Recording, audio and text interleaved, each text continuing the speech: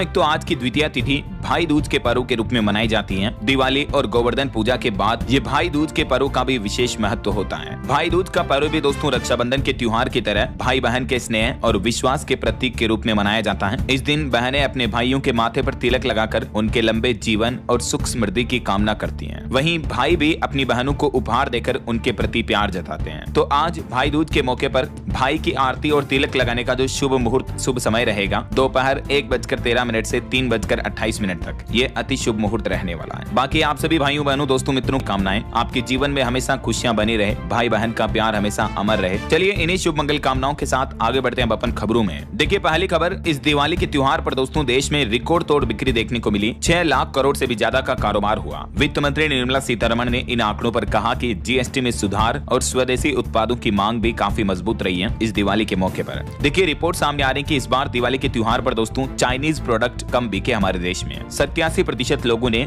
भारतीय सामान खरीदा, यानी मेड इन इंडिया की चीजें खरीदी। और डेटा के मुताबिक दिवाली पर 6 लाख करोड़ से ज्यादा का कारोबार हुआ, जो कि पिछले साल से 25% ज्यादा रहा। हर एक सेक्टर में अच्छी खासी बिक्री देखने को मिली। कुछ तो जीएसटी रेट घटने की वजह से सामानों की डिमांड बढ़ी है। गोल्ड ज्वेलरी से लेकर हेम डेकोर, फर्निशिंग, इलेक्ट्रॉनिक सामान, कंज्यूमर ड्यूरेबल्स, रेडीमेड गारमेंट्स वगैरह, बाकी नमकीन, मिठाई, पटाखों वगैरह की भी अच्छी खासी बिक्री देखने को मिली है। दिवाली पर इस मार्केट ग्रोथ को देखते हुए देश के अर्थशास्त्री इकोनॉमिस्ट का भी यह मानना है कि दीपावली पर कंज्यूमर इलेक्ट्रॉनिक्स, ऑटो और हैंडीक्राफ्ट जैसे उत्पादों की बिक्री बढ़ना देश की अर्थव्यवस्था यानी इकोनॉमी के लिए अच्छा संकेत है। और देखिए देश की राजधानी दिल्ली में भी दिवाली पर पटाखों की धूम देखने को मिली। 500 करोड़ से ज्यादा का कारोबार केवल क्रैकर्स यानी पटाखों का हुआ। जो दिवाली से पहले सुप्रीम कोर्ट ने फैसला सुनाया था ना, ग्रीन पटाखे जलाने की इजाजत दी थी, तो इस वजह से बाजार में ये रौनक देखने को मिली है। हालांकि इस वजह से पोल्यूशन भी काफी ज्यादा बढ़ा है, फिर भी इस फेस्टिवल सीजन में अच्छी खासी बिक्री हुई है। हालांकि दोस्तों पोल्यूशन का स्तर इस हद तक पहुंच गया दिल्ली में, देखिए आप, एयर क्वालिटी इंडेक्स इतना बिगड़ा कि दिवाली के त्योहार के बाद अस्पताल में सांसों के मरीजों की संख्या 30% तक बढ़ गई। कई जगहों पर तो दिल्ली में AQI 500 के भी ऊपर पहुंच गया था। और अभी प्रशासन ने ये भी गाइडलाइंस जारी की हैं कि घर से बाहर निकलें तो उससे पहले मास्क का प्रयोग करें। राजधानी अभी भी इतनी ज्यादा प्रदूषित है। देखिए दिवाली के दूसरे दिन भी दिल्ली की हवा जहरीली बनी हुई है। अभी भी कई जगहों का AQI तो 345 के पार चल रहा है। दिल्ली के 38 में से 34 मॉनिटरिंग स्टेशन रेड जोन में चल रहे हैं। और अभी फिलहाल आर्टिफिशियल बारिश का ट्रायल भी टाला गया दिल्ली में। और प्रदूषण पर एक और रिपोर्ट सामने आ रही है कि हमारे देश के 10 सबसे प्रदूषित शहरों में 8 शहर हरियाणा राज्य के भी शामिल हैं। हरियाणा के जिंद में सबसे ज्यादा पोल्यूशन है। यहाँ का AQI 421 पर पहुंच गया, जबकि दिल्ली का तो 10वां नंबर है। ये देख सकते हैं आप टेबल में लिस्ट भी, हमारे देश के सबसे प्रदूषित शहरों की लिस्ट में सबसे ज्यादा तो हरियाणा राज्य के शहर हैं। और वहीं दोस्तों आने वाले छठ पर्व को लेकर भी देखिए देश की राजधानी दिल्ली में इस बार यमुना किनारे 17 मॉडल घाट बनाए जाएंगे। सफाई अभियान अभी से ही शुरू हो चुका है। दिल्ली की मुख्यमंत्री रेखा गुप्ता बोले कि श्रद्धालुओं पर दर्ज सभी पुराने केस भी वापस लिए जाएंगे। छठ महापर्व को लेकर तैयारियों का निरीक्षण भी किया दिल्ली सीएम रेखा गुप्ता ने। और अभी पूरे शहर में करीब 1500 घाटों पर छठ पूजा होगी इस बार। और भारत के ऑटो सेक्टर पर भी अच्छी रिपोर्ट आ रही है। Q3 2025 में 4.6 अरब डॉलर की रिकॉर्ड सेल्स हुई। और वहीं देखिए अमेरिकी टैरिफ पर एक अच्छी रिपोर्ट सामने आ रही है। इंडिया यूएस ट्रेड डील को लेकर गुड न्यूज आई। अब 50% नहीं बल्कि 15% ही हो जाएगा टैरिफ। दरअसल ये रिपोर्ट सामने आ रही दोस्तों की भारत और अमेरिका के बीच अगर जल्दी व्यापार समझौता पूरा हो जाता है तो फिर रिपोर्ट के मुताबिक अमेरिका भारत देश पर टैरिफ में कटौती कर देगा। और ये कटौती 15 से 16% तक देखने को मिल सकती है आपको, है ना। हालांकि अमेरिकी टैरिफ के बाद अब सरकार दुनिया के दूसरे देशों में भारतीय सामानों के एक्सपोर्ट पर तैयारियां कर रही है। देखिए 24 देशों में भारतीय निर्यात में बढ़ोतरी हुई। अमेरिकी टैरिफ में बढ़ोतरी के प्रभाव को कम करने के लिए भारत के निर्यात बाजार में विविधता का प्लान कर रही है सरकार। चलिए अगला अपडेट आ रहा, ओलंपिक पदक विजेता नीरज चोपड़ा मानद लेफ्टिनेंट कर्नल के पद से सम्मानित किए गए। देश के रक्षा मंत्री राजनाथ सिंह ने उनको सम्मान चिन्ह प्रदान किया। गोल्डन बॉय के नाम से काफी मशहूर हैं, जो अब सेना में लेफ्टिनेंट कर्नल बन चुके हैं। खुद देश के रक्षा मंत्री डिफेंस मिनिस्टर ने उनको ये उपाधि दी और थल सेना प्रमुख भी इस समय मौजूद रहे। और वहीं देखिए इस बार भी दिवाली प्रधानमंत्री नरेंद्र मोदी ने जवानों के साथ मनाई। और इस मौके पर पीएम ने एक अच्छा संदेश दिया, देश ही परिवार है का संदेश दिया। और बीते दिन गृह मंत्री अमित शाह का जन्मदिन था। पीएम मोदी समेत भाजपा नेताओं ने हार्दिक बधाई भी दी। चलिए अगली बड़ी खबर देखिए दोस्तों, अब EMI और बिजली बिल जैसे सभी मैंडेट काम एक ही जगह देख पाएंगे। UPI ट्रांजैक्शन की शिकायत भी जल्दी सुलझेगी। NPCI का AI assistant UPI help feature launch हो चुका है। जी हाँ, अगर आप भी गूगल पे, फोन पे, पेटीएम वगैरह किसी भी यूपीआई ऐप का इस्तेमाल करते हैं तो दोस्तों national payments corporation of India यानी एनपीसीआई ने यूपीआई हेल्प लॉन्च किया है। ये एक एआई पावर्ड यानी आर्टिफिशियल इंटेलिजेंस से पावर्ड असिस्टेंट फीचर है जिसे यूजर्स के डिजिटल पेमेंट्स और यूपीआई से जुड़े सभी सवालों का जवाब देने के लिए बनाया गया है। अभी हालांकि ये टेस्टिंग फेज में चल रहा है। 21 अक्टूबर को एनपीसीआई ने इसको लाइव किया था। तो यूपीआई हेल्प फीचर्स पर यूजर्स को क्या क्या फायदे मिलेंगे इस बारे में डिटेल जानकारी भी आप देख सकते हैं। यूपीआई से जुड़ा कोई भी समस्या, कोई भी आपके मन में सवाल है तो तुरंत आप समाधान पा पाएंगे इस फीचर की मदद से। जैसे आप चैट जीपीटी को सवाल पूछते हो ना, एआई टूल्स वगैरह को, गूगल जेमिनी को, ठीक वैसे ही यूपीआई के अंदर आपको ये फीचर सुविधा देगा। चलिए अगली बड़ी खबर आ रही है। अमेज़न में 5 लाख जॉब्स को रिप्लेस करेंगे रोबोट्स। सामानों की पिकिंग से लेकर पैकिंग और डिलीवरी जैसे काम अब रोबोट करेंगे। साल 2027 तक कंपनी ये प्लान कर रही है और इससे कंपनी को 1 लाख करोड़ की बचत भी होगी। लेकिन हैरानी की बात यह है कि इन रोबोट्स की वजह से इंसानों की 5 लाख से भी ज्यादा जॉब्स चली जाएगी। जरा सोचिए, ई कॉमर्स सेक्टर में भी अब टेक्नोलॉजी और एआई रोबोट्स की वजह से नौकरियां जाने लगी हैं। न्यूयॉर्क टाइम्स की रिपोर्ट में ये जानकारी सामने आई है। तभी तो मैं आपको कहता हूं दोस्तों कि अपने आप को हमेशा अपडेट रखा करो। आर्टिफिशियल इंटेलिजेंस, एआई टूल्स वगैरह इन चीजों को सीखा करो, एक्सप्लोर किया करो, है ना, क्योंकि भविष्य में इनकी डिमांड ज्यादा रहने वाली है। चलिए अगला अपडेट देखिए। बैंकिंग नियमों पर भारतीय रिजर्व बैंक आरबीआई ने लोगों से कुछ सुझाव मांगे हैं। आरबीआई प्लान कर रहा अब साइबर फ्रॉड 3 दिन में बताने पर बैंक की जवाबदेही होगी। ये नए नियम अप्रैल 2026 से ही लागू होंगे। जी हाँ, हमारे देश के करोड़ों बैंक खाताधारकों के लिए अच्छी खबर है। अगले 3-4 महीनों में नए साल न्यू ईयर से ही आपके बैंक के कामकाज से जुड़े कई बड़े बदलाव आने वाले हैं और इसको लेकर आरबीआई ने 238 बैंकिंग नियमों के ड्राफ्ट जनता के लिए जारी किए हैं और इन ड्राफ्ट को लेकर 10 नवंबर तक सुझाव भी मांगे हैं। आरबीआई के पूर्व गवर्नर आर गांधी ने कहा कि नियामक कानूनों में पहली बार ड्राफ्ट जनता के सामने जारी करके उनके सजेशन सुझाव मांगे जा रहे हैं। आप भी इन सुझावों को देना चाहते हैं तो आप आरबीआई के ऑफिशियल पोर्टल पर जाकर के ये स्टेप्स को फॉलो करके अपने सुझाव आरबीआई तक सबमिट कर सकते हैं। अब ये जो रिजर्व बैंक कुछ नए नियम लागू कर रहा है, ठीक है, इन नियमों में क्या क्या चीजें होगी देखिए। जैसे बैंक का लॉकर चोरी हो जाता है या नुकसान हो जाता है तो बैंक को किराए का 100 गुना तक हर्जाना देना होगा। किसी भी तरह के क्लेम सेटलमेंट में 15 दिन के समय से ज्यादा समय नहीं लगना चाहिए। साइबर फ्रॉड पर अब अगर ग्राहक 3 दिन के अंदर शिकायत कर देता है तो बैंक की जिम्मेदारी होगी। इसी तरह से केवाईसी, वरिष्ठ नागरिक बैंकिंग से जुड़े भी कई सारे नियम बैंक खाता वालों के लिए बदलने जा रहे हैं, ठीक है ना। आप कहोगे तो मैं इन नियमों की डिटेल जानकारी डीएलएस न्यूज चैनल पर अलग से वीडियो में बता दूंगा, तो आप देख लीजिएगा। बाकी ये सजेशन आप इन स्टेप्स को फॉलो करके दे सकते हैं, ठीक है ना। चलिए फिलहाल देखिए अगली बड़ी खबर दोस्तों। दिवाली के तुरंत बाद सोना चांदी में भारी गिरावट देखने को मिली है। एमसीएक्स पर गोल्ड और सिल्वर में बड़ी गिरावट आई है। सोना एक झटके में 7200 रुपए सस्ता हुआ और चांदी की भी चमक मानो फीकी पड़ गई।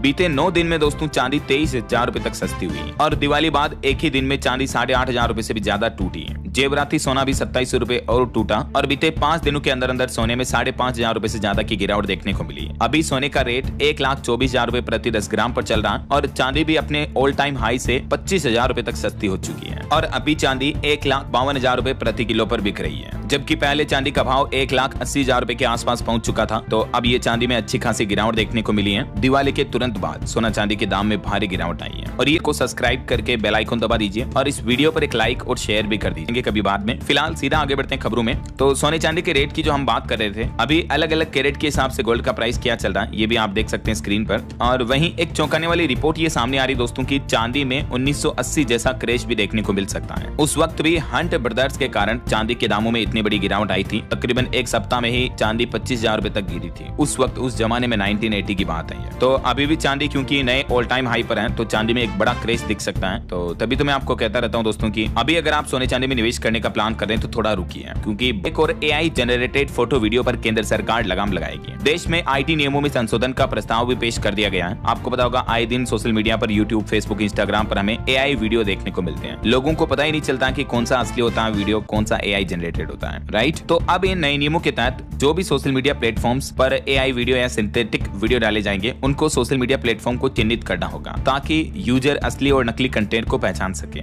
सरकार ने आईटी रूल्स 2021 में सिंथेटिकली जनरेटेड इंफॉर्मेशन नाम से ये नया शब्द जोड़ा है। डीप फेक और फेक एआई कंटेंट पर लगाम लगाने के लिए सरकार ने ये आईटी नियमों में बदलाव कर सोशल मीडिया कंटेंट की सुरक्षा बढ़ाने का ये प्रस्ताव रखा है। तो दोस्तों अब इन प्रमुख बदलाव में 2 चीजें होगी। एक तो जो भी एआई जनरेटेड कंटेंट होंगे, एआई जनरेटेड वीडियो होंगे, उन पर लेबल लगा होगा कि this video is AI generated, ठीक है। जो वीडियो जनरेटेड प्लेटफॉर्म है जैसे गूगल जेमिनी, चैट जीपीटी का सोरा वगैरह, तो ये कंटेंट जनरेट करने के साथ ही उस पर लेबल लगाएंगे। एआई से बने कंटेंट पर लेबल लगाना होगा। आईटी मिनिस्ट्री ने यह नया ड्राफ्ट जारी कर दिया। साफ साफ मार्क होगा कि कंटेंट असली या एआई वाला है। तो पहला तो ये हो गया, जो एआई वीडियो जनरेट करने वाले टूल्स हैं उनको ये लेबल लगाना होगा। दूसरा, जो ये AI generated video social media platform पर अपलोड किए जाएंगे जैसे फेसबुक, यूट्यूब वगैरह पर, तो ये सोशल मीडिया प्लेटफॉर्म को भी उस वीडियो के नीचे टैग करना होगा कि this video is AI generated. समझ रहे हो? उसको लेबल लगाना होगा। तो इससे आम लोगों को ये पता चल जाएगा कि कंटेंट असली है या नकली है, एआई जनरेटेड है, मॉर्फ्ड है, चेंज किया हुआ है, ऐसा। ठीक है। हाल ही में आपको पता होगा कई सारे बॉलीवुड एक्टर एक्ट्रेस के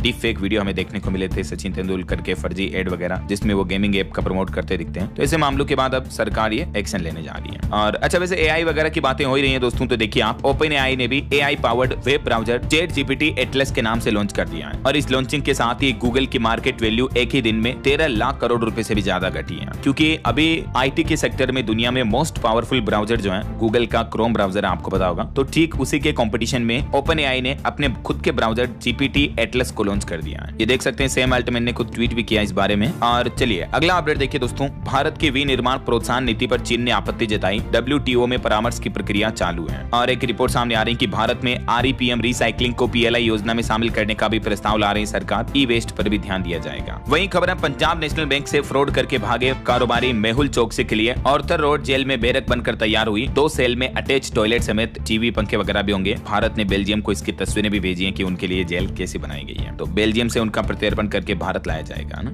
और वहीं देखिए दोस्तों, डिफेंस के सेक्टर में भारत का प्लान, 64 लक्ष्यों को ट्रैक कर खत्म करने वाली मिसाइल का जलवा दिखेगा अब दुश्मनों को। कई मुल्कों को लुभा रही है आकाश की मारक क्षमता। रक्षा सूत्रों के मुताबिक ऑपरेशन सिंदूर के दौरान भी आकाश मिसाइलों का इस्तेमाल किया गया था। और अब भारत की आकाश मिसाइलों को खरीदने के लिए दुनिया के कई देश मांग कर रहे हैं। ये देख सकते हैं आकाश मिसाइल सिस्टम की कुछ पावर्स भी। और डिफेंस सेक्टर में भारत एक और बड़ी डील भी करने जा रहा। देखिए, S-400 के लिए 10,000 करोड़ की डील करेगा हमारा देश भारत। रूस से और मिसाइलें खरीदेगा। ऑपरेशन सिंदूर में पाकिस्तानी लड़ाकू विमानों को भी गिराया था इस S-400 डिफेंस सिस्टम ने ही। तो इसकी सफलता से भारत के इरादे मजबूत हुए। अब रूस से 10,000 करोड़ की ये एक और डील तय हुई है ना। चलिए अगली खबर देखिए दोस्तों, मध्य प्रदेश में खांसी की दवाओं से बच्चों की मौत के मामलों के बाद अब सरकार का प्लान है, हर जिले में दवाओं की जांच की तैयारी की जा रही है। 211 करोड़ का प्रस्ताव केंद्र सरकार को भेजा है MP सरकार ने, क्योंकि हाल ही में आपको पता होगा जहरीले कप सिरप से MP में 26 बच्चों की मौत हुई थी। तो अब हर एक दवा की जांच करवा कर उस पर लेबल लगवाएगी MP सरकार। ऐसा पूरे दवा सिस्टम को ही अपग्रेड किया जाएगा। चलिए खबर आ रही दोस्तों, आज बंद होंगे उत्तराखंड केदारनाथ धाम के कपाट। आखिरी संध्या आरती बीते दिन हुई। डमरू की थाप पर थिरके श्रद्धालु। अब तक दर्शन कर चुके हैं 17 लाख से भी ज्यादा भक्त इस मानसूनी सीजन में। तो रुद्रप्रयाग में स्थित केदारनाथ धाम के कपाट बंद होने की प्रक्रिया कल शाम को ही शुरू हो गई और आज ये कपाट बंद कर दिए जाएंगे। अच्छा, और बद्रीनाथ के अलावा गंगोत्री धाम के कपाट एक दिन पहले ही बंद हो गए हैं। फूलों से सजा परिसर, सेना ने पारंपरिक धुन बजाई। मां गंगा आएंगी मुखुआ। 7 लाख से भी ज्यादा लोगों ने दर्शन किए। और उत्तरकाशी स्थित 4 धाम यात्रा के प्रमुख तीर्थ स्थल गंगोत्री धाम के कपाट भी बंद कर दिए गए हैं। वहीं उत्तराखंड में भी बीते दिन गोवर्धन पूजा हुई। श्री कृष्ण ने ब्रजवासियों की रक्षा करके ये पर्व मनाने की शुरुआत की थी। तो बीते दिन देश भर में गोवर्धन पूजा का ये पर्व भी मनाया गया। चलिए अगली खबर देखिए, लद्दाख सोशल एक्टिविस्ट सोनम वांगचुक की हिरासत का मामला अब एडवाइजरी बोर्ड तक पहुंचा। उनकी पत्नी ने एडवाइजरी बोर्ड और सरकार को भी रिप्रेजेंटेशन भेजा और उन पर लगे आरोपों को निराधार बताया है। और वहीं मोबाइल फोन लॉन्चिंग पर खबर आ रही दोस्तों, Realme GT8 और GT8 Pro दोनों ही मॉडल लॉन्च हो चुके हैं। शुरुआती कीमत 35,850। इन फ्लैगशिप स्मार्टफोन में आपको 200 मेगापिक्सल टेलीफोटो कैमरा और 7000 mAh तक बैटरी भी मिलेगी और इनकी शुरुआती कीमत 35,000 रुपए के लगभग रहेगी। वैसे अभी ये फोन चाइना में लॉन्च हुए हैं, जल्दी भारत में मार्केट में लॉन्च किए जाएंगे। और वहीं दोस्तों टेक न्यूज गैजेट्स पर एक और खबर आ रही, सैमसंग का नया VR box Galaxy XR launch हुआ, जिसकी कीमत 1.5 लाख रुपए है। AI वॉइस कमांड के साथ रियल टाइम सजेशन देगा ये। एप्पल विजन प्रो से इसका मुकाबला होने जा रहा है। चलिए अगला अपडेट देखिए, देश के रक्षा मंत्री राजनाथ सिंह आज राजस्थान के जैसलमेर का दौरा करेंगे। सीमा सुरक्षा को लेकर आर्मी कमांडर्स के साथ बैठक भी करेंगे और लोंगेवाला पोस्ट पर भी जाएंगे। आज 23 अक्टूबर से लेकर 25 अक्टूबर तक राजनाथ सिंह जैसलमेर दौरे पर रहेंगे। आर्मी कमांडर कॉन्फ्रेंस में सेना सुधारों और पश्चिमी सीमा की सुरक्षाओं पर मंथन होगा। भारत पाकिस्तान बॉर्डर पर भी जाएंगे इस दरमियान रक्षा मंत्री। 2 दिन वो राजस्थान के दौरे पर रहने वाले हैं। बहरहाल अभी तो कुछ और महत्वपूर्ण और काम की खबरें देखेंगे दोस्तों, लेकिन फिलहाल वक्त हो चला है आज के ताजा मौसम समाचार जानने का। तो देखिए दोस्तों, देश के कई राज्यों में अभी भी मौसम विभाग ने 23 से 27 अक्टूबर तक 4-5 दिन लगातार भारी बारिश का अलर्ट जारी किया है। भारतीय मौसम विज्ञान विभाग की तरफ से ताजा बुलेटिन में अनुमान लगाया गया है कि इन 3-4 दिनों में देश के अलग अलग राज्यों में तेज बारिश देखने को मिलेगी। और खास करके देश के दक्षिणी हिस्सों में, दक्षिण भारत के राज्यों में ये भारी बारिश की चेतावनी जारी की गई है। चेन्नई से लेकर बेंगलुरु तक। कर्नाटक के बेंगलुरु में भी भारी बारिश का येलो अलर्ट है। तमिलनाडु में भी भारी बारिश की चेतावनी। आंध्र प्रदेश, तमिलनाडु, पुडुचेरी, कराईकल वगैरह इन राज्यों में अलग अलग स्थानों पर अगले 3-4 दिन अत्यंत भारी बारिश की संभावना है। तमिलनाडु के 11 जिलों में तो मौसम विभाग ने ऑरेंज अलर्ट भी जारी कर रखा है और 5 जिलों में तो बीते दिन स्कूल भी बंद किए गए। चेन्नई के मरीना बीच पर तो तूफान आने का भी खतरा है। केरल, आंध्र प्रदेश और पुडुचेरी में भी हाई अलर्ट जारी हुआ और इस तूफान की चेतावनी के चलते तमिलनाडु सरकार ने प्रशासन को भी अलर्ट मोड पर रहने का निर्देश दिया है। तूफान के दौरान समुद्री लहरें, हवाएं तट से टकरा सकती हैं, इसीलिए प्रशासन ने मछुआरों और तटीय इलाकों में रहने वाले लोगों को भी सतर्क रहने को कहा है। बाकी दोस्तों मध्य भारत के तो अधिकतर राज्यों में मौसम शुष्क रहेगा ना। और चलिए मौसम के बाद कुछ मार्केट अपडेट्स पर नजर डालते हैं। देखिए खबर है, इन्फोसिस के 18,000 करोड़ के शेयर बायबैक में हिस्सा नहीं लेंगे प्रमोटर्स। वहीं सत्या नडेला को 2025 में रिकॉर्ड तोड़ 847 करोड़ की सैलरी मिली है। एआई ग्रोथ से ये फायदा मिला, माइक्रोसॉफ्ट के सीईओ है ये। और एफडीआई पर भी एक रिपोर्ट सामने आ रही कि दुनिया में चल रही वैश्विक चुनौतियों के बीच भी भारत में प्रत्यक्ष विदेशी निवेश 208% तक बढ़ा है। 76% रही इन 5 देशों की हिस्सेदारी। आरबीआई की तरफ से ये डेटा जारी किया गया। सिंगापुर, अमेरिका, मॉरिशस, संयुक्त अरब अमीरात और नीदरलैंड एफडीआई के टॉप कंट्री रहे हैं। मतलब इन कंट्रीज से भारत में विदेशी निवेश ज्यादा आया है इंडियन स्टॉक मार्केट में, है ना। चलिए आगे बढ़ते हैं अपन खबरों में। कुछ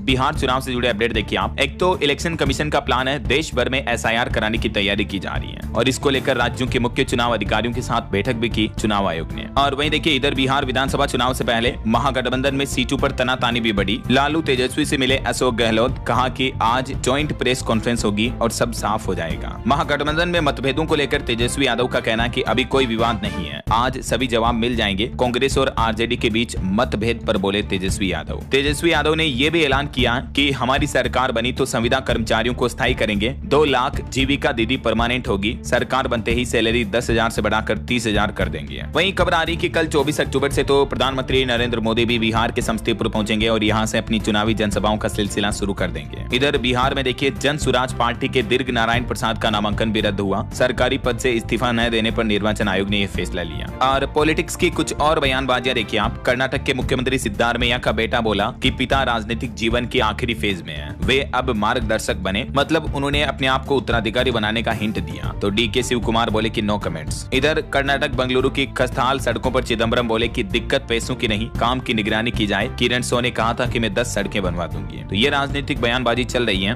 और चलिए कुछ इंटरनेशनल न्यूज अपडेट देखते हैं फटाफट से। देखिए खबर आ रही है, रूस के राष्ट्रपति व्लादिमीर पुतिन ने परमाणु मिसाइलों के टेस्ट लॉन्च का प्रदर्शन किया। ये परीक्षण इस समय हुए हैं जब अमेरिकी राष्ट्रपति डोनाल्ड ट्रंप के यूक्रेन युद्ध को लेकर होने वाले शिखर सम्मेलन को स्थगित करने के फैसले के बाद अब ये प्रदर्शन देखने को मिल रहा है रूस का। और वहीं देखिए पूर्व ईरानी रक्षा मंत्री की बेटी ने स्लीवलेस ड्रेस पहनी, खुद वेडिंग स्टेज तक ले गए। लोग बोले कि उनकी दुल्हन महल में, हमारी जमीन में दफन है, क्योंकि ईरान में महिलाओं को इस तरह की ड्रेस पहनने की इजाजत नहीं होती है। लेकिन पूर्व रक्षा मंत्री की बेटी है तो वो पहन रही है और उनका वीडियो भी सोशल मीडिया पर वायरल हो रहा है, देख सकते हैं आप। और वहीं खबर आ रही कि सऊदी अरब पहुंचने वाले मजदूरों का अब पासपोर्ट जमा नहीं होगा। सरकार ने 70 साल बाद कफाला सिस्टम को बंद कर दिया है और इससे 1 करोड़ से भी ज्यादा प्रवासी कामगारों को फायदा होगा। हमारे भारत से भी कई लोग जो सऊदी अरब में काम करते हैं तो उनको भी ये लाभ मिलेगा। अब देश में आने वाले विदेशी मजदूरों के पासपोर्ट नियोक्ता जब्त नहीं कर सकेंगे। सऊदी अरब सरकार ने ये नए नियम भी लागू कर दिए हैं। और देखिए श्रीलंका में एक विपक्षी नेता की गोली मारकर हत्या कर दी गई, हमलावर मौके से फरार हुए। वहीं इजराइल का कहना कि सुरक्षा के लिए अमेरिका के भरोसे नहीं है, हम अपने फैसले खुद करेंगे। इजराइल हमास सीज फायर के बाद अब अमेरिकी राष्ट्रपति डोनाल्ड ट्रंप के खिलाफ ही ये बयानबाजी देखने को मिल रही है। वहीं खबर देखिए दोस्तों, रूस ने न्यूक्लियर एक्सरसाइज की, यूक्रेन को लड़ाकू विमान भी देगा स्वीडन। और भी कुछ अंतर्राष्ट्रीय लेवल के अपडेट देखिए आप। अमेरिकी राष्ट्रपति डोनाल्ड ट्रंप ने भी व्हाइट हाउस में दिवाली का त्योहार मनाया। प्रधानमंत्री नरेंद्र मोदी को फोन करके बधाई दी और पीएम मोदी बोले कि दोनों देश आतंकवाद के खिलाफ साथ खड़े रहे। वहीं अमेरिका में दोस्तों अभी शटडाउन की वजह से हालात कुछ यूं चल रहे हैं। फूड डिलीवरी करके गुजारा कर रहे हैं सरकारी कर्मचारी। 22 दिन से कर्मचारियों को सैलरी नहीं मिली है। ट्रंप का प्रस्ताव 11वीं बार गिर चुका है और अमेरिका में ये दूसरा सबसे लंबा शटडाउन देखने को मिल रहा है। वहीं अमेरिका के H-1B वीजा सिस्टम पर भी खबर आ रही कि प्रवास अवधि बढ़ाने पर अब 88 लाख नहीं देने होंगे। H-1B वीजा के नियमों को यूएस ने स्पष्ट किया। 19 सितंबर के आदेश की छूट पर तस्वीर साफ हुई। और खबर देखिए, पाकिस्तान में पूर्व प्रधानमंत्री इमरान खान ने वर्तमान आसिम मुनीर पर हमला बोलते हुए कहा कि सेना प्रमुख ने पाकिस्तान को दमनकारी देश में बदल दिया।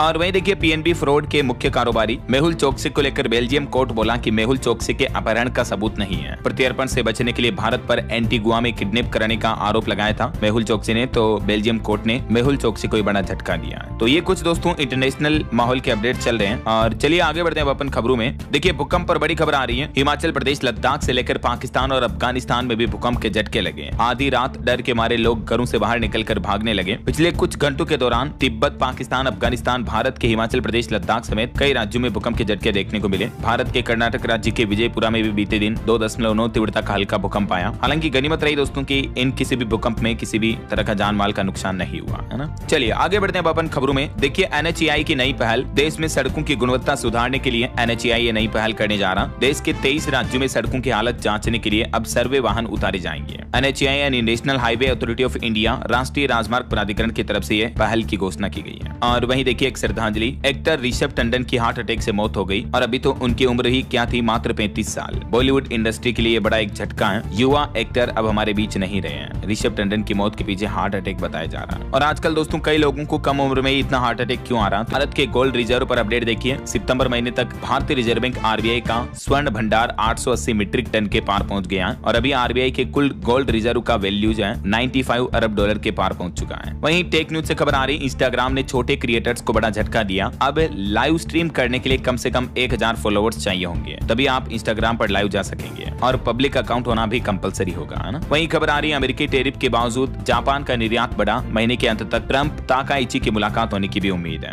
और खबर आ रही कि तीनों सेनाओं में एकीकरण स्थापित करना एक बड़ी चुनौती है। देश के सीडीएस जनरल अनिल चौहान बोले कि राष्ट्रीय स्तर पर तालमेल बनाना जरूरी है। और इंडियन रेलवे का नया प्लान देखिए दोस्तों। राजधानी एक्सप्रेस जैसी सभी प्रीमियम ट्रेनों की हाईटेक कैमरों के जरिए निगरानी की जाएगी, जो किसी भी खतरे पर अलर्ट देंगे। रेल यात्रियों की यात्रा को और ज्यादा सुरक्षित करने के लिए रेलवे का यह प्लान है। और अभी छठ के त्योहार के मौके पर भी देखिए आप, छठ पूजा को लेकर रेलवे ने बड़ी तैयारी की है। 12,000 से ज्यादा स्पेशल ट्रेनें चलाई जाएगी। 900 से ज्यादा सीसीटीवी कैमरे भी लगाए जा रहे हैं। सुरक्षा पर भी जोर दिया जा रहा है। और वहीं एक रिपोर्ट सामने आ रही कि भारत देश दुनिया का 9वां सबसे बड़ा वन क्षेत्र वाला देश बन चुका है। वार्षिक वृद्धि में तीसरे स्थान पर बरकरार रहा। वहीं देखिए दोस्तों तमिलनाडु में भी एक बड़ा बस हादसा हो गया। तेज बारिश के चलते तिंडीवनम में बस पलट गई। 5 महिलाओं समेत 21 यात्री घायल हो गए। हालांकि गनीमत रही कि किसी की जान नहीं गई, वरना हाल ही में आपको पता होगा राजस्थान के जैसलमेर में जो बस अग्निकांड हुआ था, बस में आग लगने की घटना हुई थी, उसमें मरने वालों की संख्या और बढ़ चुकी है। 3 बच्चों को खो चुकी महिला समेत 2 और ने भी जोधपुर अग्निकांड में दम तोड़ दिया। अब तक कुल 26 लोगों की जान जा चुकी है इस मामले में, जबकि 6 लोग अभी भी इलाज करवा रहे हैं। चलिए अगली बड़ी खबर आ रही है कि केंद्र सरकार भी अब रद्द कर सकेगा दवा लाइसेंस। नए कानून के मसौदे में कई और प्रावधान भी शामिल हैं। बच्चों के कफ सिरप मामले के बाद अब दवा निर्माताओं पर शिकंजा कसने के लिए सरकार की तरफ से इन नियमों में ये बदलाव किया गया है। चलिए अगला अपडेट देखिए। अब म्यूचुअल फंड से सीधे आप यूपीआई पेमेंट भी कर पाएंगे। पे विद म्यूचुअल फंड फीचर भी यूपीआई में जल्दी आपको देखने को मिलेगा। फिलहाल आईसीआईसीआई प्रूडेंशियल म्यूचुअल फंड और बजाज फिनसर्व एएमसी ने मिलकर ये नई सुविधा शुरू की है। और वहीं देखिए सेमीकंडक्टर मिशन का कमाल। भारत ने 7 नैनोमीटर प्रोसेसर डिजाइन करके नया इतिहास रच दिया है सेमीकंडक्टर सेक्टर में। वहीं रेल मंत्री अश्विनी वैष्णव का कहना कि अब मनमानी नहीं चलेगी। 1 नवंबर से लागू होंगे नए आईटी नियम। इलेक्ट्रॉनिक्स और सूचना प्रौद्योगिकी मंत्रालय की तरफ से भी ये डिटेल जारी की गई कि इंफॉर्मेशन टेक्नोलॉजी से जुड़े कई सारे नियमों में संशोधन किया गया है, जो कि 1 नवंबर 2025 से लागू माने जाएंगे। इन बदलावों के बारे में कुछ डिटेल जानकारी आप देख सकते हैं स्क्रीन पर। चलिए दोस्तों अगला अपडेट देखिए। भारतीय सेना को जल्द ही मिलेंगे 12 लॉन्चर और 104 जेवलिन मिसाइलें भी। एटीजीएम परियोजनाओं में भी तेजी ला रही है सरकार। एंटी टैंक गाइडेड मिसाइल क्षमता को मजबूत किया जाएगा इंडियन आर्मी में, जिससे हमारी भारतीय सेना की ताकत और भी ज्यादा बढ़ेगी, है ना। और वहीं देखिए टीबीसी यानी ट्राइबल बिजनेस कॉन्क्लेव का आयोजन होने जा रहा। जनजातीय उद्यमिता का नया मंच। 12 नवंबर को देश की राजधानी दिल्ली में यह सम्मेलन का आयोजन होगा। ट्राइब्स यानी आदिवासी जनजातियों को बूस्टअप करने के लिए सरकार का यह प्लान है, दिल्ली में आयोजित होगा ना। और एक रिपोर्ट सामने आ रही दोस्तों की रूस यूक्रेन जंग की 3 दिन बमबारी के बराबर भारत में दिवाली पर आतिशबाजी हुई। 65,000 टन बारूद का इस्तेमाल किया गया। वहीं समुद्रों में घटती ऑक्सीजन और तापमान वृद्धि से तेजी से बढ़ रहा है मरकरी का जहर। समुद्रों में ये बढ़ोतरी देखने को मिल रही है मरकरी की। वैज्ञानिकों की तरफ से चेतावनी जारी की गई। जलवायु परिवर्तन यानी क्लाइमेट चेंज की वजह से ये गंभीर स्थितियां देखने को मिल रही हैं दुनिया भर के समुद्रों में। और एक चिंताजनक रिपोर्ट ये भी सामने आ रही है कि हर साल गायब हो रहे हैं 1 करोड़ हेक्टेयर जंगल भी। धरती की हर सांस पर खतरा बढ़ता जा रहा है। वहीं खबर है दिल्ली हवाई अड्डे से डिपोर्ट की गई लंदन यूनिवर्सिटी की प्रोफेसर, जो कि वीजा नियमों के उल्लंघन के आरोप पर भारत में आई हुई थी। और खबर देखिए पहाड़ी राज्यों में बर्फबारी से दिल्ली समेत यूपी, बिहार और उत्तर भारत के कई राज्यों में में ठंड बढ़ेगी। कुछ राज्यों में चक्रवाती तूफान का भी अलर्ट है। मौसम विभाग की तरफ से ये चेतावनी जारी की गई। और खबर है हरियाणा पुलिस में देखिए एक क्रांतिकारी बदलाव। डीजीपी ओपी सिंह की अनूठी पहल से थाने बनेंगे सहयोग केंद्र। वहीं हरियाणा के स्थापना दिवस के मौके पर दोस्तों 20 लाख महिलाओं के खातों में पैसे भेजे जाएंगे। 1 नवंबर को 20 लाख महिलाओं के खातों में 2121 रुपए डाले जाएंगे। और इस दरमियान सरकार हरियाणा में कुछ नए जिलों की घोषणा भी कर सकती है। बताया जा रहा है कि अंदस, हांसी और गोहाना को नया जिला बनाया जा सकता है। हरियाणा के मुख्यमंत्री नायब सिंह सैनी द्वारा प्लान किया जा रहा। और देखिए यूट्यूब ने भी पेश किया एआई डिटेक्शन टूल। क्रिएटर्स आसानी से कर पाएंगे डीप फेक वीडियो की पहचान। सरकार के नए नियमों के बाद सोशल प्लेटफॉर्म यूट्यूब की तरफ से भी नया फीचर रोल आउट करने का ऐलान किया गया है ना। वहीं सरकार ने डेटा जारी किए। देखिए आप उड़ान योजना के तहत 9 सालों में 1.5 करोड़ से भी ज्यादा यात्रियों ने हवाई यात्रा की। और गूगल कंपनी ने ओपेल करके एक नया टूल लॉन्च किया जिसकी मदद से आप कोडिंग कर पाएंगे, फ्री में लाखों के एप्स बना पाएंगे। और खबर आ रही उत्तर प्रदेश रोडवेज ने बसों के संचालन में बदलाव किया। अब 24 घंटे शटलिंग करेगी ये बसें।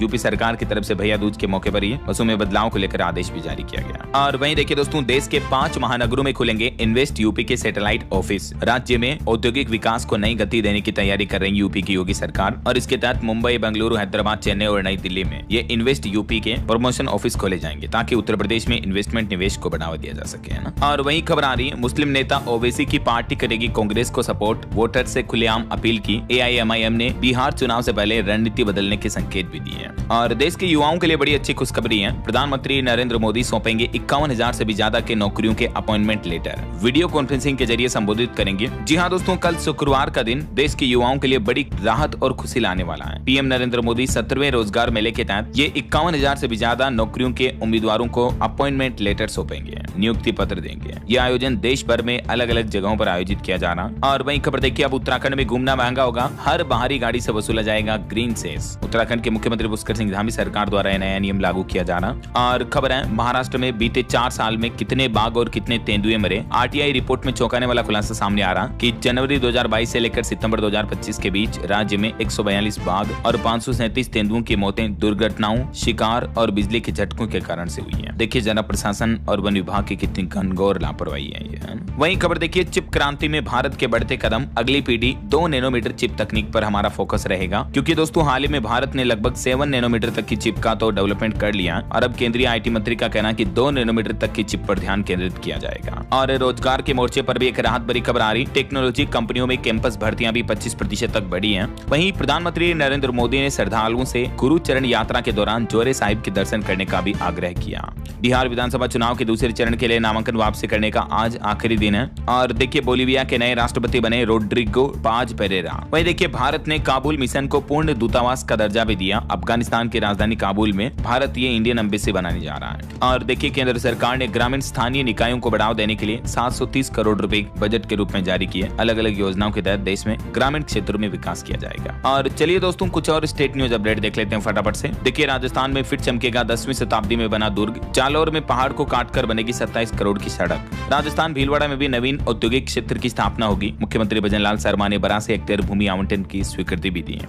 और देखिए राजस्थान फलोदी की करिश्मा दुबई अबुधाबी में केमल रेस में शामिल हुई। बहरीन में तीसरे एशियन यूथ गेम्स में भाग लेगी वो। वहीं खबर है राजस्थान के सबसे बड़े गांव पर भी एक डॉक्यूमेंट्री रिलीज हुई। श्री गंगानगर का लालगढ़ जाटान का 182 साल पुराना इतिहास इस डॉक्यूमेंट्री में आपको देखने को मिलेगा। और देखिए मध्य प्रदेश में दिवाली के दिन पटाखे फोड़ने के दौरान कुछ घटनाएं होगी। देसी पटाखा गन बच्चों की आंखें फोड़ रही हैं। 3 दिन में 122 मामले देखने को मिले। वहीं खबर है छत्तीसगढ़ में अब मंत्रालय में आधार कार्ड से हाजिरी लगेगी। 1 दिसंबर से नवा रायपुर के महानदी भवन में यह नया सिस्टम लागू होगा। और वहीं नक्सलवाद से जुड़ी बड़ी खबर देखिए दोस्तों 24 अक्टूबर को नक्सलियों ने देशव्यापी बंद का ऐलान किया। नक्सलियों के लीडर बोले कि नारायणपुर, बीजापुर और छत्तीसगढ़ के इन इलाकों में सरकार अपना ऑपरेशन रोके हैं। 700 साथी जनता की हत्या का आरोप भी लगाया नक्सलियों ने। वहीं छत्तीसगढ़ में 4 नए मेडिकल कॉलेज और 2 अस्पताल भी बनेंगे। सरकार ने 1390 करोड़ का बजट भी मंजूर कर दिया है। और देखिए छत्तीसगढ़ में भूपेश सरकार में खोले गए स्कूलों में अब शिक्षकों की भर्तियां भी होगी। सरकार ने घोषणा की है। पीएम नरेंद्र मोदी भी 1 नवंबर को छत्तीसगढ़ राज्य में नई विधानसभा का उद्घाटन करेंगे। और छत्तीसगढ़ में देश का सबसे बड़ा स्थायी छठ घाट भी बनाया गया बिलासपुर में। यूपी गाजियाबाद में भी देखिए पटाखे की चिंगारी से 5 फ्लैट जले। कई जगहों पर आगजनी की घटनाएं देखने को मिली। और बिहार सहरसा से चलेगी अब भारत गौरव ट्रेन भी। रेलवे की यह नई पहल है। छठ पर्व के मौके पर भी 3 दिन विशेष ट्रेनें चलाई जा रही। झारखंड रांची से बिहार पहुंचना भी लोगों का काफी मुश्किल हो रहा है। इस बीच मौसम विभाग का कहना है कि बंगाल की खाड़ी में बन रहा नया लो प्रेशर का एरिया, जिसके चलते झारखंड राज्य में भी छठ पर्व के मौके पर बारिश का साया देखने को मिलेगा। वहीं इधर देखिए हरियाणा राज्य में जिम को लेकर एक नया आदेश जारी हुआ। जिमों जिमों में लेडी ट्रेनर रखना भी अनिवार्य होगा फीमेल क्लाइंट्स के लिए। और देखिए उत्तराखंड का 5वां धाम भी बनकर तैयार हुआ। रजत जयंती के मौके पर पीएम मोदी इसका उद्घाटन करेंगे। यहाँ बिपिन रावत की प्रतिमा भी लगाई गई है। और चलिए कुछ एजुकेशनल न्यूज अपडेट्स देख लेते हैं दोस्तों फटाफट से। सरकारी नौकरियों पर अपडेट आ रहा। देखिए बिहार में एलडीसी के 14,921 पदों पर भर्ती निकली हुई है। फीस मात्र 100 रुपए और लास्ट डेट रहेगी इसकी 24 नवंबर 2025। वहीं एसएससी दिल्ली पुलिस कांस्टेबल के लिए भर्ती के आवेदन करने की आखिरी तारीख भी बढ़ गई है। अब आप 31 अक्टूबर तक अप्लाई कर पाएंगे। इसमें टोटल 7,565 पोस्ट है और 22 सितंबर से इसमें ऑनलाइन आवेदन शुरू होंगे, ठीक है ना।